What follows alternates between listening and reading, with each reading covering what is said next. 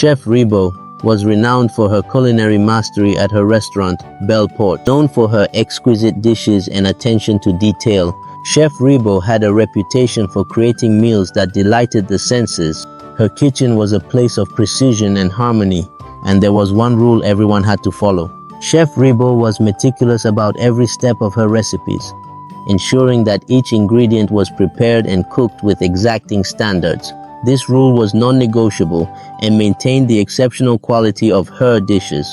However, her strict adherence to these methods was often questioned by newcomers in the kitchen.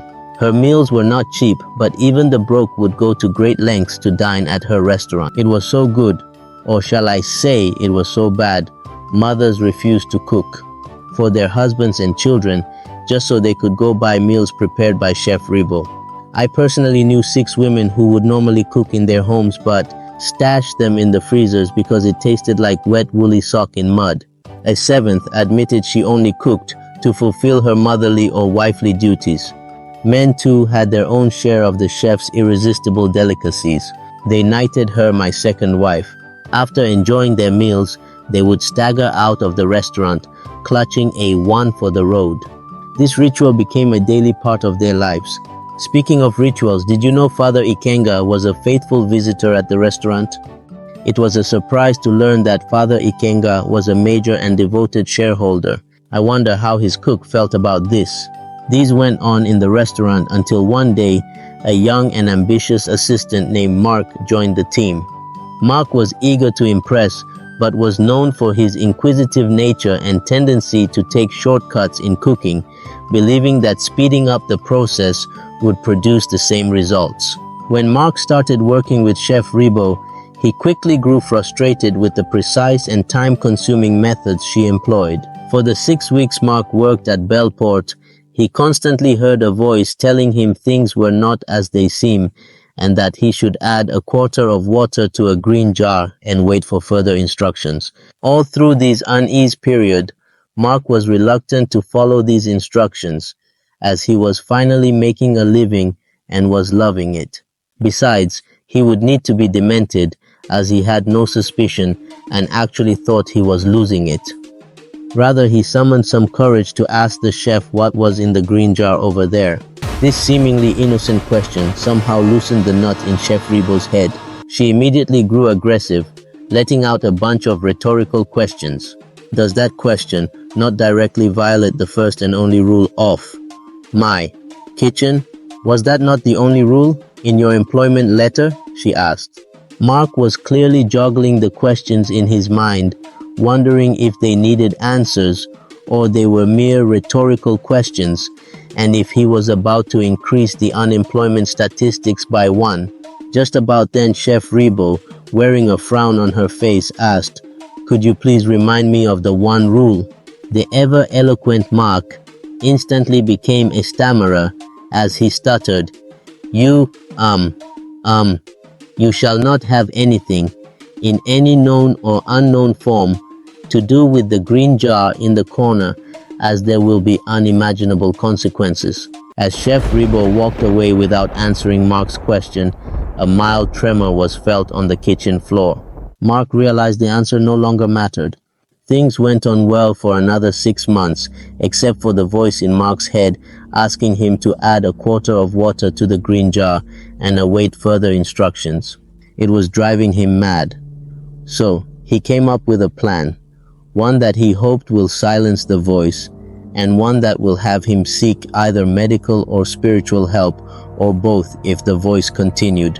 So, one night when the moon had gone to sleep and everyone, including the Bellport staff, had gone home, Mark snuck himself into the restaurant through the window he had left open. Armed with a quarter glass of water, he headed for the green jar at the corner, nervously opened it and poured in the water. One thing was sure, nothing happened with the jar, and there was no further instruction, leaving him with one option: to seek medical or spiritual help. As he hopped out of the window and headed south on Go Road to wake Father Bayo up to pray for him, he saw a middle-aged woman with no top on and in pajamas running towards him, shouting, "Who did it and why?" It was Chef Rebo.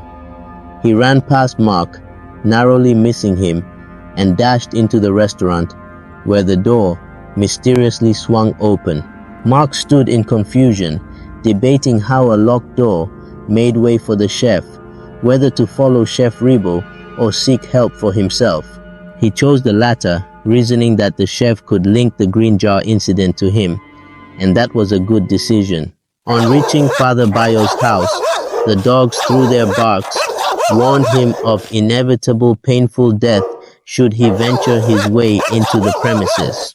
This woke Father Bayo, who looked out of the window to see why the dogs were barking. "Yes, Father, I mean almost. Please let me in, I need your help." As Mark narrated what had happened, the voice in his head insisted he return to the restaurant with the priest. This time, he fought back the voice, saying in a firm, loud, angry voice, "Enough of that already, haven't you done enough? I am not going back there with him. No, no." As Father Bayo sat in his cozy couch, wondering why Mark was hallucinating, he was bold to ask him, "Take who back to where?" Mark replied, "The voice wants me to take you to the kitchen." "Father, help me before I completely go bananas. I am going kooky," he said. But the priest got up, grabbed a few things, and said, "Let's go."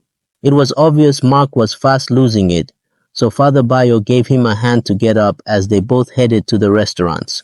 A few meters to the restaurant, they could see a large crowd had gathered, and they could still hear the chef's voice asking, who did it, and why. On sighting the chef on the floor, the priest knew there were false spirits around him. He reached for his Saint Benedict crucifix to exorcise Chef Rebo. Mark relayed the voice's instructions to begin the exorcism. "I know," Father Bayo replied. Suddenly, the chef changed from "who did it and why" to "what have you come to do? Are you behind this? Leave now while you still can." When the priest said Spiritus Chibi Satanici, there was a deafening silence. I don't know why and what those words meant, but the chef sat still as he gazed upon the Saint Benedict's crucifix in humble submission, until some other several words of exorcism from Father. Then the chef started to roll, tumble, and scream. At this moment, the large crowd had reduced to just 3 people, the chef, the priest, and Mark. After a couple of minutes, maybe 3, the chef was motionless for another 7 minutes. When she regained consciousness, she looked dazed. She asked what happened, and why was she on the floor all dirty and in the state her mother brought her into this world, except for the trousers. Mark felt obliged and said, he's not sure, but strange things like her coming here half naked all started when he obeyed a voice telling him to pour water into the jar. "What jar, please?" Chef Rebo interjected. "The green jar," Mark replied. At hearing the green jar, her face fell and she murmured, "Now I see the source of my problem." Father Bayo chipped in and said, "You were under the spell of Cebu's demonics, but no more." He went on to say, "You'll tell us how you got possessed by it later. Let's take you back home."